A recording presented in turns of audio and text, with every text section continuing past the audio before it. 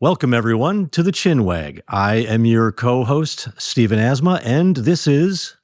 Paul Giamatti speaking. Nicely done, Steve.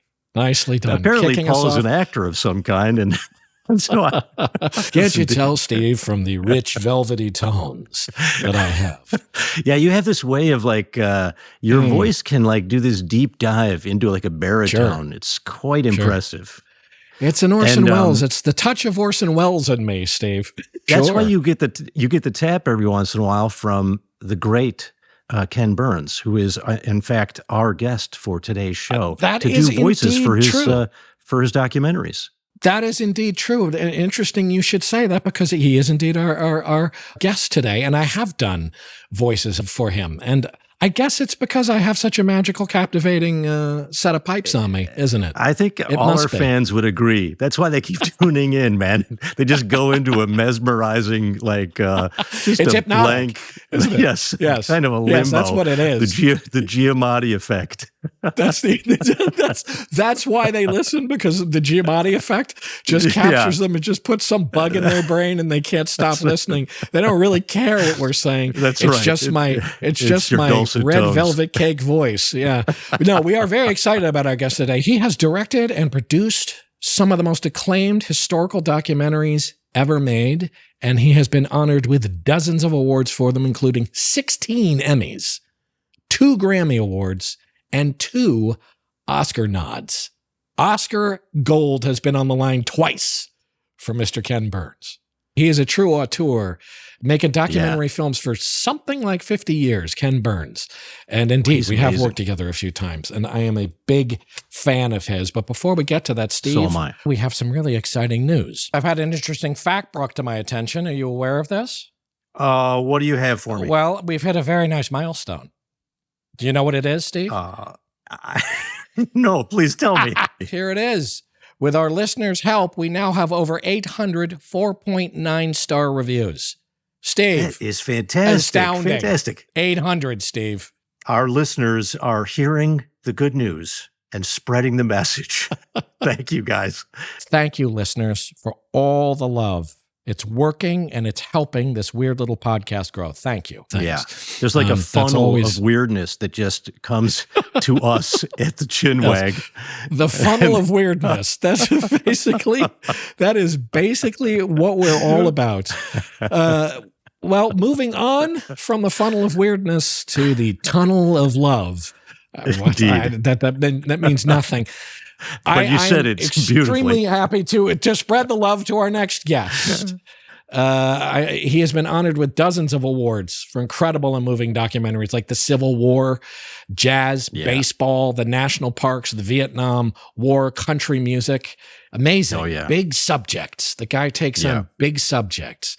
PBS has him at over 40 films or something like that. Incredible. His latest is The American Buffalo, which documents the near extinction of the species in the late 19th century. And it's a fascinating and quite beautiful and quite moving movie of his. We're thrilled to have him with us, joining us on the Chinwag.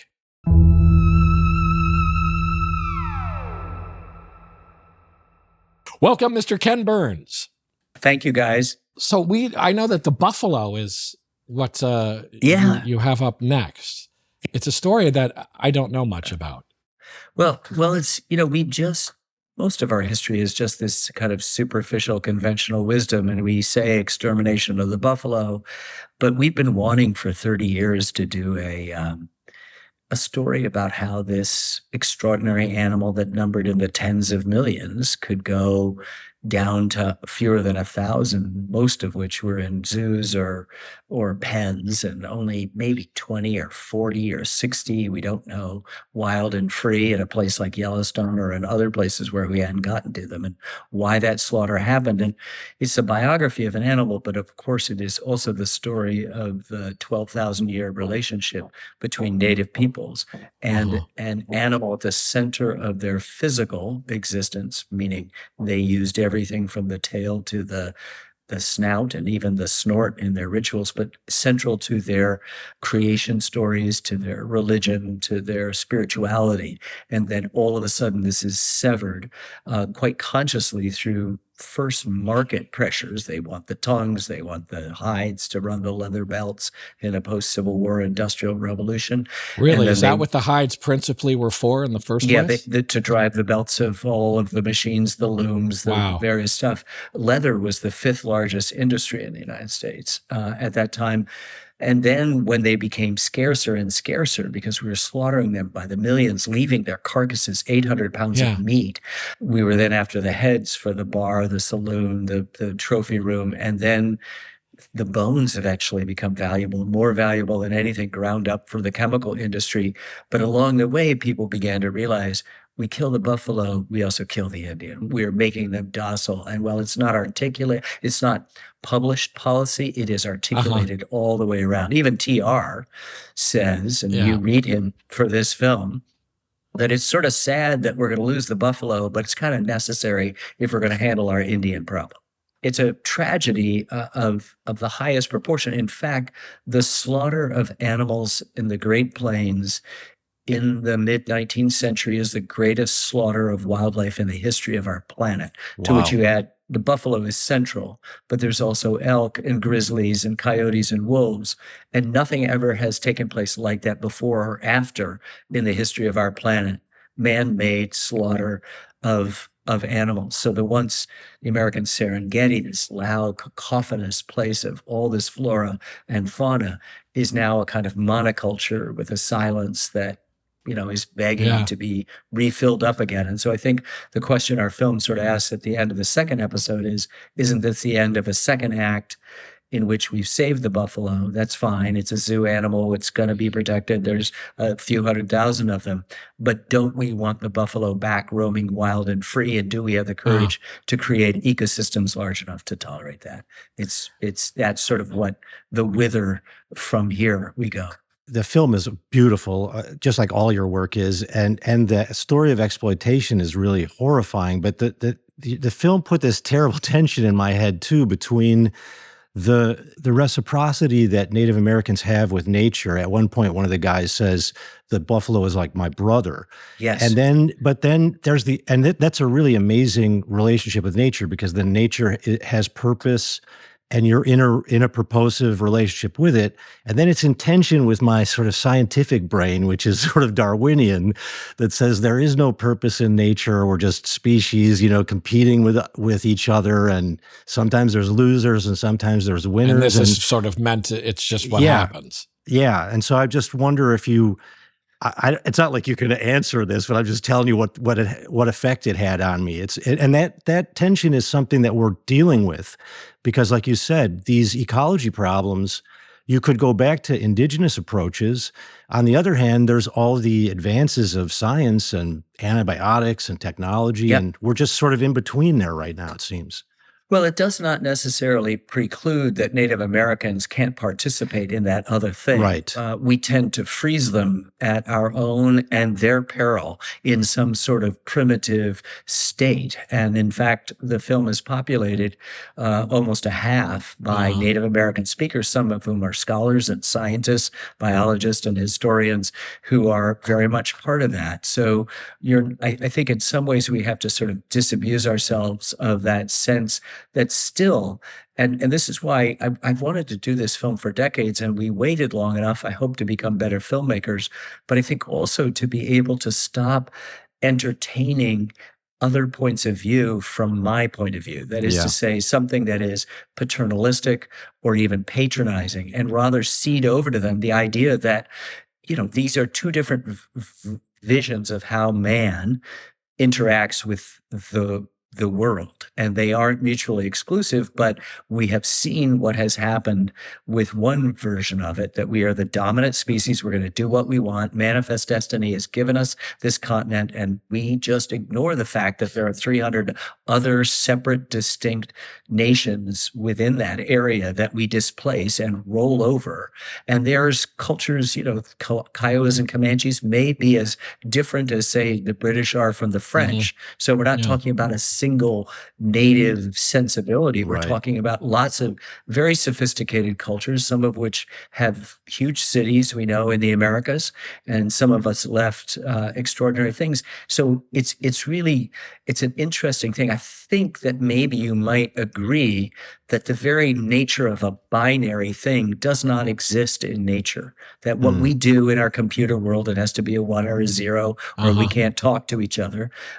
In a media culture that's relatively superficial, everything has to be binary: red state, blue state, gay, straight, young, old, rich, poor, black, white, male, female. But in fact, there's nothing binary. And so I think what we had the privilege of doing is sort of letting go of some of that dialectic in favor of something in which, George Horsecapture Jr., who is a member of an obscure tribe in north central Montana on the Fort Belknap Reservation, says, "My cattle, my land." I mean, all of a sudden, all of the prerogatives of centuries of thinking about property have to actually be questioned, if not fall away temporarily. And I like the way that the native voices undercut a kind of certainty of the Western stuff. And just to put a finest point on it, Wallace Stegner says in our opening of our second episode, he said, "Man is the most dangerous species on Earth, and every other species, including the Earth itself, has reason to fear him. But man is also the only species that, if he wants to save something, can actually fix a problem." So we're on the horns of a dilemma in which sometimes we just have to sort of set aside the simplistic binary in favor of a much richer, I would suggest, and complex, nuanced view of things. Yeah, great. Yeah, that's helpful. I'm amazed, but the simple sort of like mechanics of how this happened are kind of beyond me. There's a great book called Butcher's Crossing. Have you ever read Butcher's Crossing? I know Steve? about it. I have not read it. Have you ever read this book? No, I haven't. Steve, it's great because it's about a kind of Harvard-educated kind of East Coast kind of Brahmin guy who, to kind of the thing to do was to kind of hit the road and go out west and join a buffalo hunting party. Right. And it was kind of like, this was this kind of slumming, and I'm going to go do this crazy thing. And it's bananas. And he ends up with these psychopaths who are out there just slaughtering these things. It was posited as kind of like just big game hunting, but you could make money selling the skins. Or it's a complicated set, an overlapping set of all of those things and more, Paul. For centuries, there had been European contact, and there had been trade in which the buffalo was not just the sustainable part of each community's stuff, but something you could trade for and with other people. The encroachment of particularly American life is pushing the buffalo from the East Coast. I mean, there are ordinances in Georgia in the mid-1700s saying, "Don't kill the buffalo." They were all the way practically coast to coast. You've heard of Buffalo, New York. Yeah. Yes. So the Jamestown people go up the Potomac where Washington, D.C. is, and remark on a herd there. When Davy Crockett goes through the Cumberland Gap, he's following a buffalo trace. So there's pressures on the buffalo, and in Indian received histories and oral histories, there's talks when the buffalo kind of tend to disappear a little bit, and they think it's human hubris that's done this. And so their rituals are designed to sort of say, "We are not above you, we are equal to you, and please come back." So we know that there must have been some pressures through trade with Canadians, French Canadians, and English later on, and Spanish. The Spanish release, there's a Pueblo uprising in the 1680s. Which is an amazingly little known It's one of the great moments that there had been in North America a version of the horse called the Eohippus, which went extinct. And then the Spanish, through this uprising, the Pueblo uprising, all these horses are released. And all of a sudden, these Plains Indians, nomadic Plains Indians that travel with travois pulled by dogs, they can't go anywhere, where the entire effort of the entire tribe is focused on just killing a couple of buffalo to survive that month, or saving enough to survive the year, suddenly become some of the greatest equestrians so ever. The horse becomes this amazing technological leap. Change agent. And lots of tribes abandon even agricultural ways. One man can kill enough buffalo for the month in one day.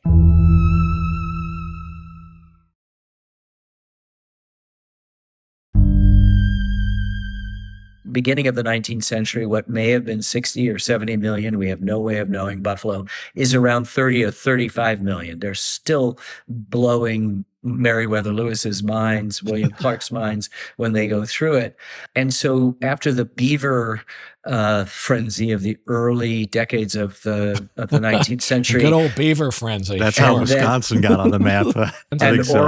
And Oregon. And this was just beaver pelt craze. Yeah, and then they ran out, and then fashions changed. But buffalo tongues were first something, and then hides always had some value. It wasn't until the post-Civil War when the Industrial Revolution gave this incredible impetus to go out there. So you've had in the early part of the 19th century the sort of gentleman hunters. There's sort of gentleman in quotes.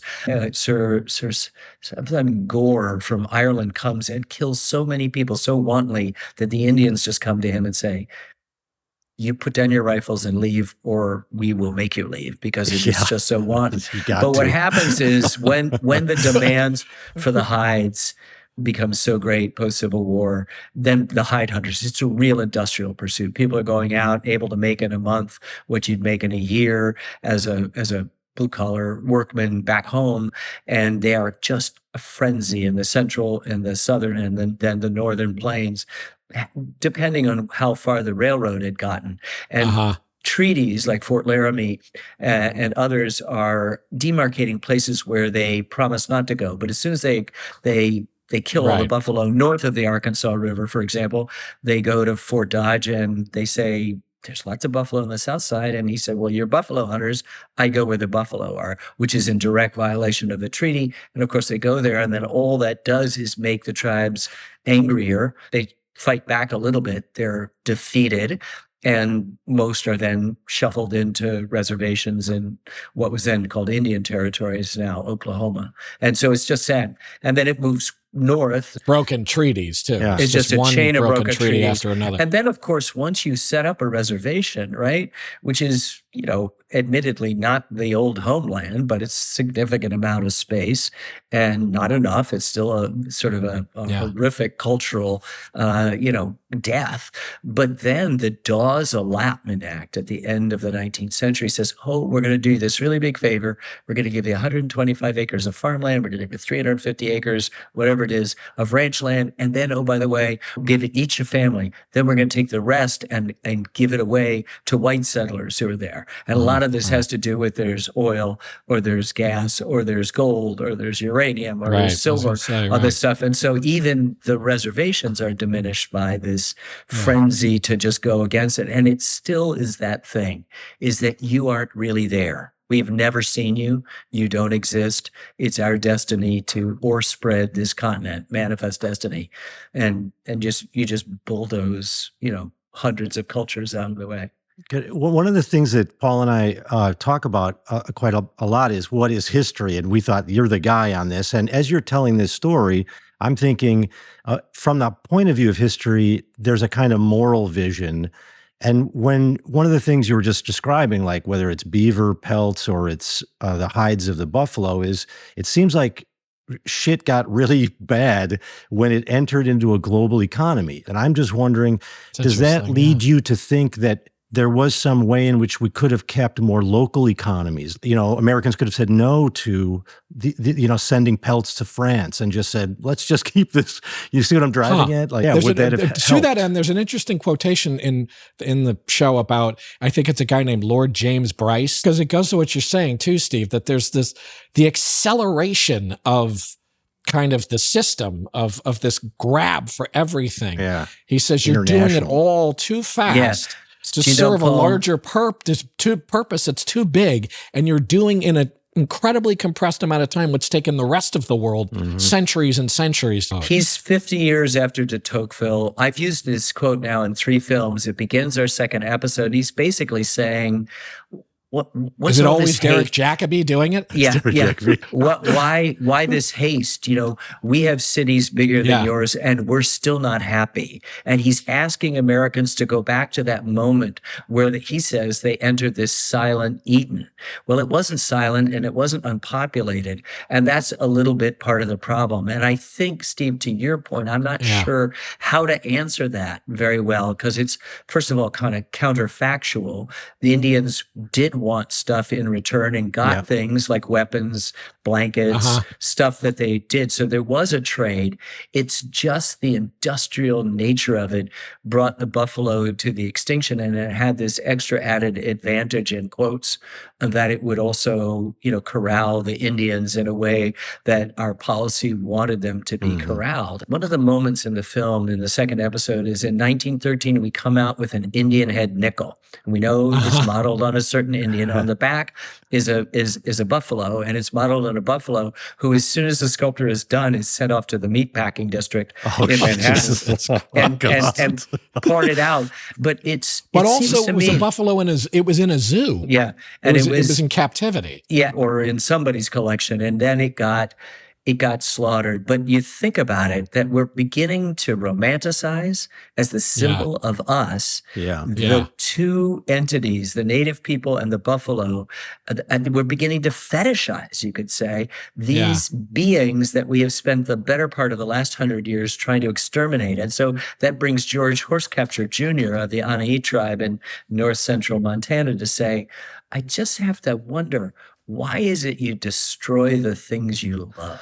So I'm not sure, Steve, there's an answer to the cultural, anthropological, capitalistic question that you've asked, only because it's also counterfactual. What if the South had won the Civil War? Right, exactly. Yeah. They did. They did. Yeah, I was about to say they may have. The Confederate Army never disbanded. I think they may have. They certainly won the peace, and they wrote the history counter to what Churchill said. That's super interesting to me, is the romanticizing of a narrative carrying a, that's super interesting to me. And it happens everywhere. And it's what history seems to be, or it seems to be.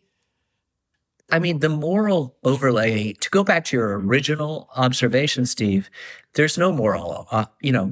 History is everything before this moment. Storytelling is superimposing narrative frames that may involve moralism. It may involve just the facts, ma'am, Sergeant Friday. It may succumb to particular fashions of historiography, which since the dropping of the atom bomb has been from Freudian to Marxist economic determinist to symbolism to deconstruction to queer studies to Afrocentrism to whatever it is. All of them are particular fashions of how you may do it if you've rejected narrative, but it's still the laws of narrative apply in all of those cases. So there's lots of different ways. One way is to go back.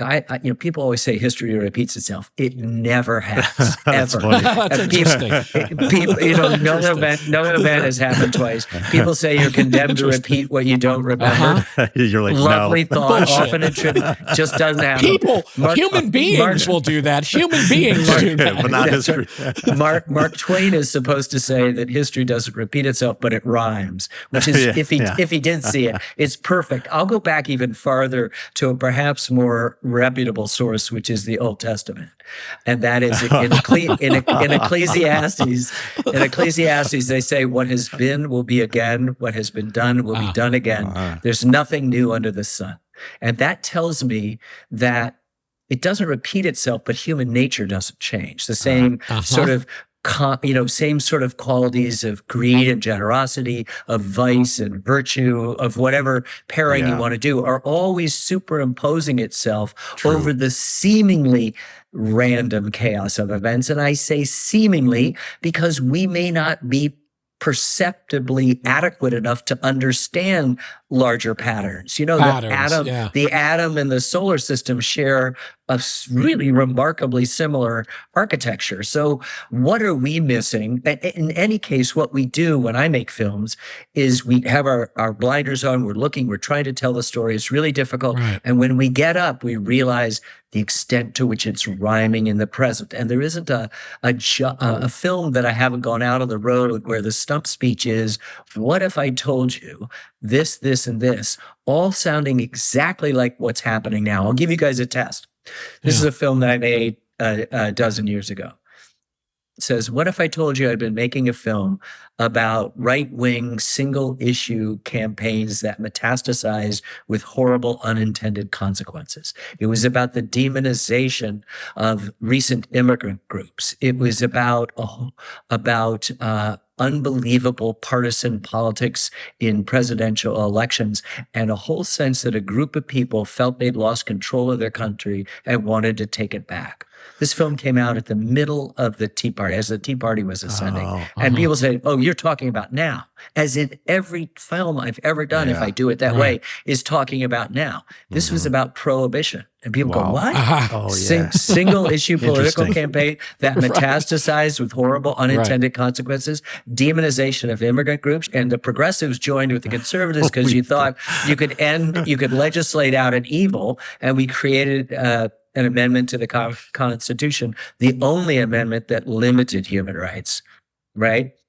Whereas all of them that weren't mechanical had of course expanded them. You know, so I could do that any film to do that sort of set of stuff, and you'll go, oh my God, that is about the moment. Like I'll just do one other for you, just as the parlor trick.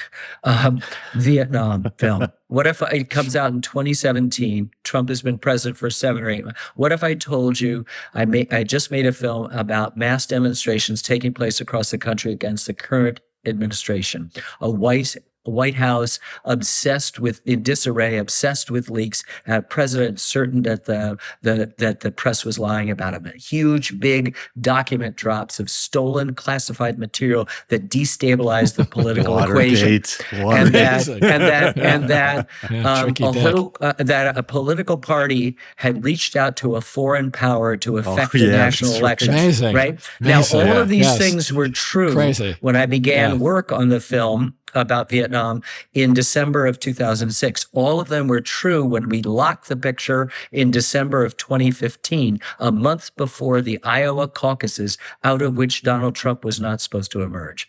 And so you begin to say that human nature does not change, or what it does, it changes. And so it's always there with all of these, examples of, in the midst of bad stuff, somebody comes and makes a gesture. 93, some knucklehead throws a rock through the picture window of a Jewish family in Billings, Montana, that's displaying a menorah. The Billings newspaper prints a full-page picture of a menorah, and thousands of Christian families put this picture of a menorah up. Stuff like that happens too. Yeah, so that within the Buffalo story, you begin to see human beings. Charlie Goodnight, take one example in the panhandle of Texas. He's an Indian fighter, an Indian killer, a buffalo killer, and a rancher. He hates buffalo. And he migrates. Rancher. So he starts a herd, and he gets better. It gets a bigger and bigger herd. He befriends some of the Indians he was fighting, and he goes farther and farther away. So the end of his life, he's dealing with Quanah Parker, the great Comanche leader, and he's making films about his buffalo herd and the way it really was. And so he makes a long distance. TR goes a little bit of the way. He becomes a conservation president, still presumes that Native Americans are savages, I guess. Yeah. The friend who guides him, George Bird Grinnell, is the great hero of it. So, and there's lots of people who save the buffalo for the wrong reasons. They're eugenicists, they're white supremacists, they're nationalists. A lot of people in the early national parks. They're bringing it back because it's an emblem of this great past. Exactly. We killed all of them, but it's an emblem of this idea we had in the first place. Well, it's remember the guy who said, we destroyed the village in order to save it in Vietnam. Yeah. Vietnam. Right. What about Buffalo Bill? I'm just curious. I don't know much about Buffalo Bill. Yeah, I don't know much about Buffalo William Bill. F. Cody is hired by the Atchison, Topeka, and Santa Fe Railroad, I think it was, to go out and kill buffalo to feed the workers laying track. Right. And that in the beginning, the slaughter was not as industrialized. So he killed 4,000 plus buffalo and got the nickname Buffalo Bill. And then, of course, he becomes part of this romance of the West, of which he's more than happy to promote and put himself at the center of it. He goes and does a vaudeville show. The stage isn't big enough. He then creates this big outdoor extravaganza, which in 3 hours he goes out and he does this. But what he needs are real Native Americans. He brings Sitting Bull in. Sitting Bull Sitting Bull's Sitting there Bull for a playing while. himself Sitting Bull's playing himself in this thing. He's got buffalo who he can't kill, right? And so he becomes a preserver of buffalo. He's got one of the large herds of them. And then, Sitting Bull's like, after a while, he says, I can't do this anymore. I don't understand in a city as rich as New York why there are beggars and hobos out there. And he gives most of his pay away to newsboys and hobos, and then goes home to the rest and buys lavish feasts for his friends. He just doesn't get the dynamics of capitalism. He doesn't understand why you don't take care of everybody in your tribe, from the disabled or the mentally ill or to the poor or whatever. You have a kind of equality in a Native American existence. And so Buffalo Bill actually goes a long way to helping, and it maybe is, I think that Buffalo Head nickel, for all the absurdity of it, is also a prick of conscience. And I think as we begin to romanticize a West that we fear has disappeared, the two things that emerge of that West are the Native Americans, who have a kind of purity, and the buffalo, which is the largest land mammal, this magnificent beast. We should talk about it. It seems, I just saw a buffalo a few weeks ago in a herd in New Hampshire, and they have, you look in their eyes and you can see all their lives. In fact, Paul, there was in the beginning of the 20th century a big herd in New Hampshire that's long gone, but it's one of the guys that was the caretaker, helps form the National Bison Society, and Theodore Roosevelt, the president's honorary president. There's lots of odd places where the buffalo are being saved. And the great irony is, of course, that when TR creates the Wichita Mountains wildlife refuge in Oklahoma, near where the Kiowa believe buffalo came out of what is now called Mount Scott, the highest prominence there, and basically gave themselves as a gift to the Kiowa and to the Indian people. They didn't have any buffalo to seed this stock. So where did they get it from? The Bronx Zoo. So these buffalo are loaded onto cattle cars at the Fordham train station, and they go out west to their new old home. Wow. And they are the seed of the first wildlife refuge that he has set aside. So you cannot make this stuff up. And I think the question about morality and stuff is all in, how is it that you tell the story? Who is it telling the story? What is the perspective of the story? What do you choose to include? What do you leave out? Because storytelling is editing. Honey, how was your day? Is not, I back slowly down the driveway, avoiding the garbage can and the curb. Unless somebody T-bones, you have no idea what a son of a bitch my boss is, right? That's the way you do it. Exactly. So we're editing. We're all editing human experience. Yeah. I took my kid to the Gettysburg battlefield maybe 13 years ago. And I had not really been to many of these battlefields. I'm fascinated by the whole idea of the memorialization of that war and those battlefields. Reenactments and stuff. What I found most fascinating was the private company that owns Gettysburg and has formed it. And I thought, this is fascinating to watch this story being told. It was amazing. It was the first time I felt so viscerally this idea of like, who gets to tell the story? How are you going to tell the story? How are you going to shape the story?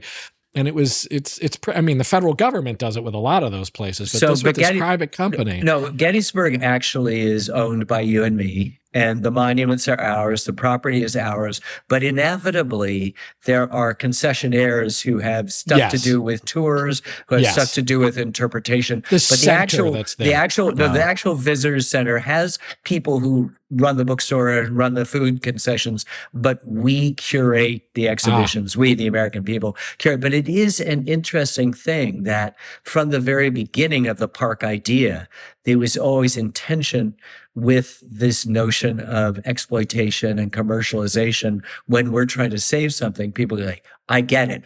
I'll save it for you. It'll only cost you $1.50 to get it. Right. There's an interesting thing that it was really cool in the documentary when you see that Charlie Goodnight's films that he made, and you see him as an old man, and you see these buffalo running down.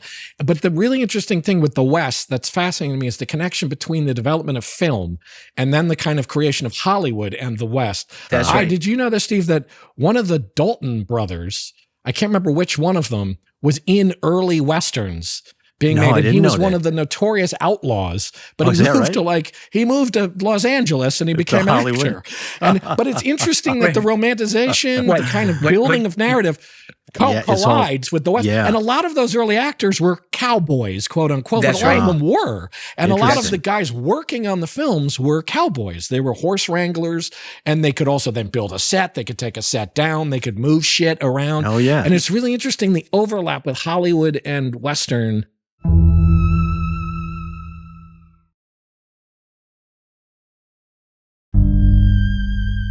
I decided when I was 12 years old that I was going to become a filmmaker. And that, to me, in my mind, meant a Hollywood filmmaker. And that meant John Ford or Alfred Hitchcock or Howard Hawks. This is like 1965.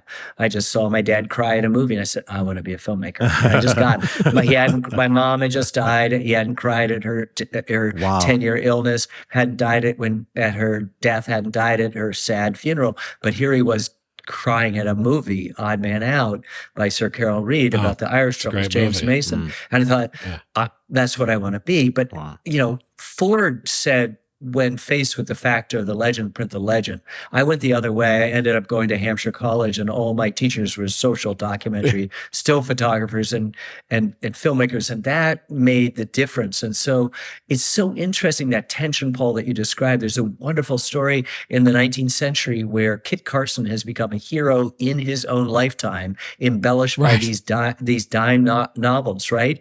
And he's this relatively short guy, like 5 feet, and somebody comes up to him in Tucson and says, looks at him and said, "Are you Kit Carson?" He goes, "I am." And the guy who's been steeped in all the novels looks up and down this guy and he goes, "No, you're not." Right, exactly. That's exactly the Daltons, we basically created a West of mythology that didn't really exist. It was not populated with any black cowboys, of which there were a lot. The exodusters who went out after the Civil War and tried to escape the specific gravity of Jim Crow and the tyranny of the old plantation system that wasn't going to give itself up despite Appomattox. There's a funny way in which we've told these comforting lies, bromides, to ourselves about who we are and where we've been, when the truer story is complicated and messy, but much more interesting. I have a neon sign in my editing room, and it says, "It's complicated." There's not a filmmaker in the world that if the scene is working, you don't want to touch it.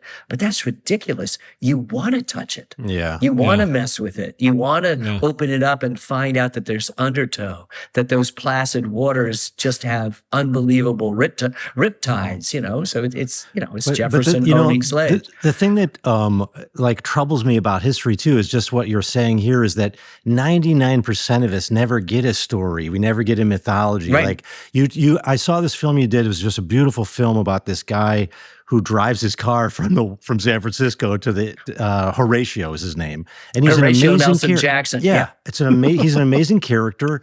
I never heard of him. He's just a giant of a man, and yet there's tens of thousands of these guys at that time, and they've all slipped away. We're all dust in the wind, man. What's the Well, that's the interesting thing, are, man. The social critic Lewis Mumford said each generation rediscovers and reexamines that part of the past that gives its present new meaning and new possibilities. And so I think that's a really important part of the process of history. I'm glad I waited 40 years to do Vietnam, because 10 years afterwards, it'd be the signal of our defeat, because we were in the middle of a recession and Japan was ascended. 20 years after, it would be nothing, because we were in the largest peacetime economy, and we'd won the first Gulf War. 30 years afterwards, we're bogged down in Afghanistan and Iraq in the same way of Vietnam. And so you just want to get certain perspectives. And what you definitely don't want to do is just do it top down. American history is not just a sequence of presidential administrations punctuated by wars. And so when you try to have, you don't want to throw that out either, because that revisionism is also foolish and unnecessary. You want to try to have a bottom up that meets a top down, in which you can celebrate so-called ordinary lives. You discover very instantly that there's nobody ordinary. extraordinary. And that's what Right. most of our work, even when we're doing the Roosevelts, it's also trying to humanize people who have become so bold-faced that they resist anything but characterization. So, Yeah. Speaking of crazy road trips, you aware that like after he was president, shortly after he was president, Truman just like jumped in the car and took this crazy like cross country drive with his wife. Oh, really? Yeah. And I didn't know that. just alone. And did you know about this? yes, like- yeah, it's so true. It's so Truman-esque. I mean, it was It's just hilarious. yeah. Yeah, I mean, literally, he just got in the car and was going to diners and hanging out and just That's like awesome. literally just driving across country. Eleanor did the same thing as first lady with her friend Lorena Hickok, and they went all over That's New great. England and the Gaspé Peninsula in Canada, and the Secret Service was ditched, and they were given a pistol, but they took no ammunition. amazing. they were just two gals out for a drive. Now, this is territory that we get into sometimes. On a little while back, you talked about not being able to see the patterns and things. Yeah. So I'm curious, like we live in this age of conspiratorial thinking. Not that we have never. I think we've always lived in an age of conspiratorial Yes, thinking. always, yeah. There's a definite storytelling, pattern seeking, pattern finding brain Yes. at work there. Those conspiracies are born out of the fact that some things defy complete and easy explanation. Right. And we want to have the gated communities to protect us from everything. And when they don't, because the inevitable vicissitudes that visit other human beings will eventually visit us. None of us get out of here alive. Conspiracy is a default setting for a lot of people. And a lot of it is just like you look at Lee Harvey Oswald and you look at Kennedy's way up here. Lee Harvey Oswald seems so small. You have How is to that make possible? it can't be possible. Sirhan, no, it has to be this way. James Earl, wait, no, it's got to be that. And so kind of pervasive thinking that is oddly, and I've said I mean, this is my half-assed theory that it's there's this enormous amount of information hitting people so fast that it's having the same effect as too little information that you couldn't get a hold of centuries ago. And it's like, so your mind just starts speculating like insanely. It's true. It's you have the to same make thing. connections. Yeah. That's right. And what happens, the byproduct is superstition. We think of it in a European thing that are beset and imprisoned by wives' tales and certainties about things that don't happen because we don't have a scientific basis. Well, now we do, but we have a tsunami of information. And so the default position is, of course, to create conspiracies or to create this stuff. And the idea that you could have, as his own person said, the freest and fairest election in the last presidential cycle, and that you could have an extraordinary high percentage of the people in that party believing that it was stolen still to this day begins to tell you of the tenacity of this kind of willful ignorance. I mean, it is better to believe in a value system if it doesn't have too many problems with it. It's certain. Right. And we're looking for certainty as if it's a hunger for satisfying narrative. There's like a definite human need for like a good plot. That's makes sense. That's a good way. You know what I mean? It's like it's an actual human need. I think that it's like, I need a good plot. I need a good story. I need something that's going to end not just happy ending, but end satisfyingly somehow, and it's it's the dark side of the imagination too. That's right. That's right. And it's also, as much as it seems bonkers, it's also ordered. It has pattern to it. Yeah. When we cannot, in order to be a human being, I don't want to even say a modern human being. In order to be a human being, you have to tolerate that contradictions. You have to tolerate the inevitable undertow. You have to understand, as Wynton Marsalis said to me in jazz, sometimes a thing and the opposite of a thing are true at the same time. Oh, nice. And you've got to be able to that's hard. Reconcile these things. It's nigh impossible. And I think for many of us, the default position is sort of shake your head and go, hey, Jake, it's Chinatown. There's just an unexplainable aspect to this, right? Right. But it's hard for a lot of people who want things well ordered to understand the chaos. And that's why the othering of people is a default position too. We make Jews bad. We make immigrants bad. We make people that we've never met bad because we've been told they're bad. When, as I've said, I've made films about the US, but I've made films about us. And what I learned is there's no them.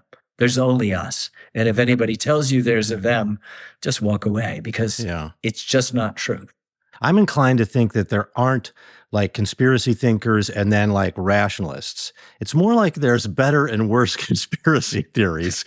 Some of them can be, you know what I mean? Like, because you could argue, what are you doing? You're looking at patterns and appearances, and then you're trying to draw inferences about what's behind those appearances. And then you end up with stuff like Pizzagate and shit like that. But also, like, religion is kind of a good, healthy conspiracy. There's order in nature. And then somebody goes, hey, an invisible guy made all this. And you're like, okay. That's cool. Like, it's not like you get to the bedrock of reason and then people are just scientists.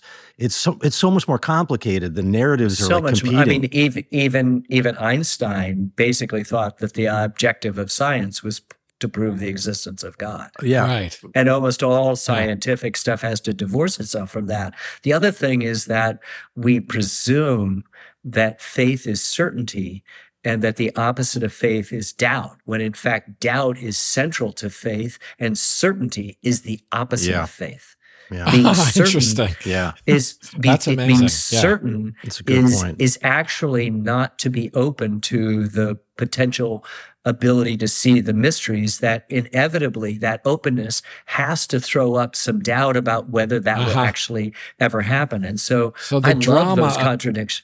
Interesting. So the drama of struggle is part of faith. The drama of saying, I will go through doubt, I will question things and come out somehow, somewhere that I will keep going. There's an interesting, really cool. C.S. Lewis is, this incredible doubter, a scientist who basically makes a scientific proof for the existence of God. And Freud, who is this atheist, actually through his own personal superstitions and other things, kind of proves that, the fallacy of that. It's so interesting that we're always, there was a comic strip in the 40s that was popular with my father, and I inherited a lot of the books and read them like a nerd in the 50s, called Pogo. Oh yeah. Who's this? And the most famous line from Pogo was, "We have met the enemy, and he is us." Yeah. Oh, that's from Pogo. Yeah. I didn't know that was Pogo either. Well, Kelly. And is Pogo like an aardvark, or is he? Yeah, what is he? I don't think. I think so. But it's sort of an indefinite animal figure. Indefinite right? animal. Yes, he's a weird-looking little critter. Are you a skeptical person? Do you consider yourself a skeptic of doing what you do? Yeah. Or are you? Well, I think.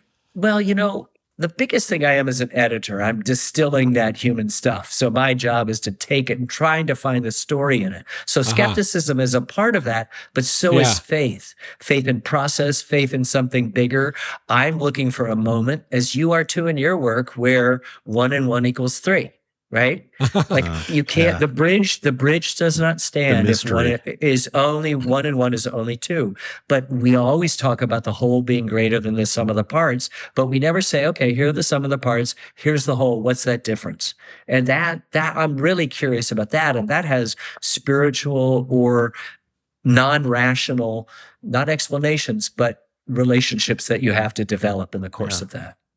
This was outstanding, sir. Yeah, this was so much fun. I haven't had so much fun in so long. Really, That's so great. Thanks so much. Really wonderful. Thanks so much, Ken. All right, guys. You gave me some great answers about history, because I keep wondering about it, and those are fantastic. Thanks, Ken. Thank you so much. Take care. Amazing individual, that guy. Yeah, that was really great. And super smart. We learned a lot, not just about buffaloes, but also about history. And That you've was had cool. some kind of encounter with buffaloes, as I recall. I had a buffalo encounter. Thank you for asking, by the way, Steve. I had a buffalo encounter it must have been about 30 years ago now. I was driving cross country with a buddy of mine. We were driving from New York to Seattle.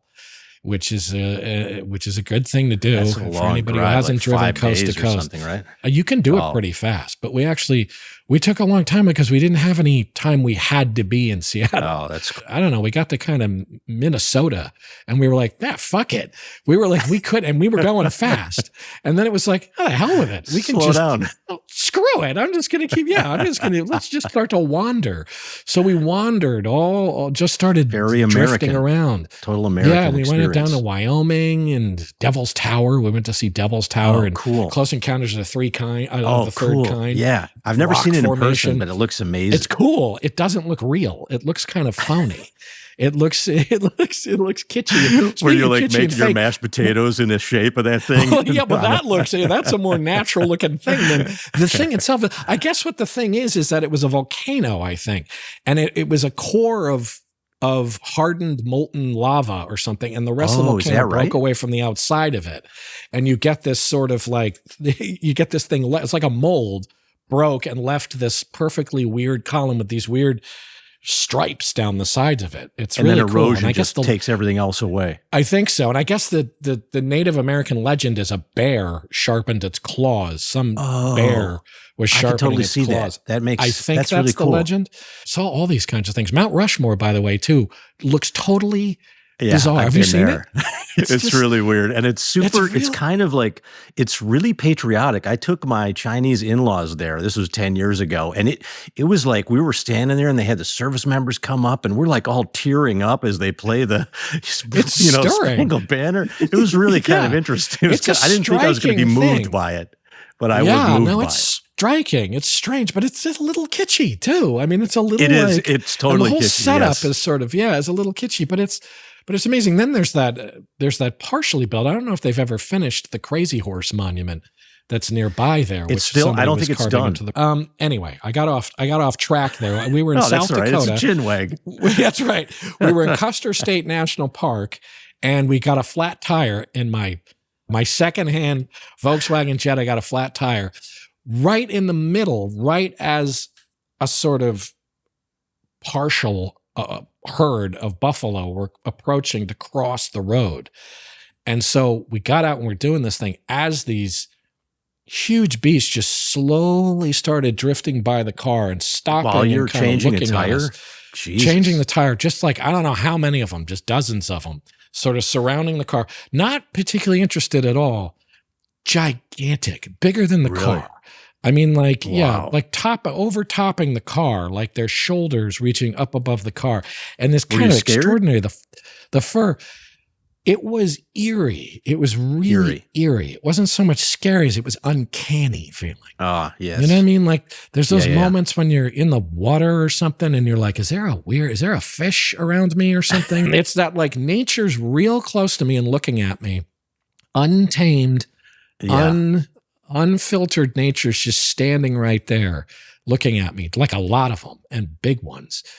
But there was the way they kind of just slowly drifting past Wow. them because they're just sounds really cool. like just really cool. And like he said too, it's like they got these enormous brown eyes that are like really intense and their faces. And it feels like there's somebody home. It's not like a fish. Yes. It's like their eyes look dead, but with a mammal, just it gonna looks say- like somebody's home. Totally. Well, I mean, there's those horses you look at that you're like, well, this horse is about Yeah. to talk. I mean, this horse is about to open his fucking mouth and start talking to me. He's going to light up a Talk cigar again. and like crack a beer and just start talking to me. Because when you see those horses like that are so intelligent like that, it's amazing. But it was beautiful. hilarious. And I think I didn't realize that there were so many buffalo left at that time. And now there's even more because it was 35 years ago whenever this happened. So it's good to know that there's more. That's Anyway, awesome. That was my special moment with Well, that's a good moment. I've bison. never been that close to a buffalo, but Yeah, that sounds it was really cool. exciting. It was very nice. Well, that was delightful with Mr. Ken Burns. Yes. And as always, with you, Steve, it was a delight. And to see you likewise, again. Paul. To our listeners, we will sort of close as usual by saying, "Wag on weirdos." Wag on weirdos. See ya.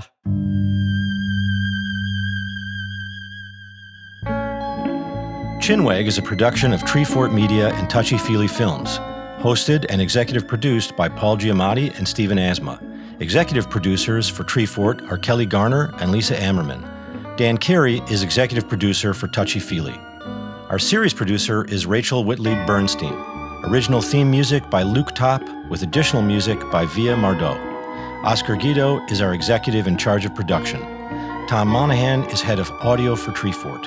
Animation created by Alex Sokol. Editing and mixing by Jeff Neal.